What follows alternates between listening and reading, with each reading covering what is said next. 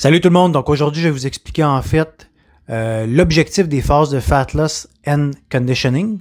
Donc qu'est-ce qu'on recherche dans ce genre de phase-là, sur quoi on doit mettre notre focus, notre attention et comment on doit évoluer à travers les différentes méthodes ou les différents exercices qu'on va retrouver pour les 12 prochaines semaines. Donc le but d'une phase de Fat Loss, ça le dit dans le nom, c'est de perdre du gras. Donc c'est d'améliorer notre composition corporelle et notre condition physique. Donc, ça va être souvent mixé avec des sessions cardiovasculaires ou de conditioning qui vont améliorer nos capacités cardiovasculaires. Dans ces phases d'entraînement-là, on va utiliser principalement deux paramètres. Donc, le temps de repos, qui est partiel ou qui est déficitaire, donc un temps de repos inférieur à notre temps d'effort ou similaire, et un temps sous tension qui est long.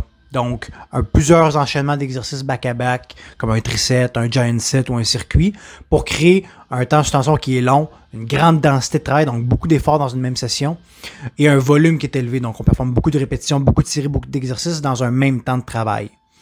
Donc, l'objectif à travers ça, ça va être de stimuler l'acide lactique. Donc, l'acide lactique, c'est lorsque ça chauffe, ça brûle, qu'on commence à être de moins en moins capable de performer des répétitions ou que ça vient à commencer à nous chauffer dans les bronches, là, qu'on sent ici que ça chauffe, qu'on commence à avoir de la difficulté au niveau cardiovasculaire.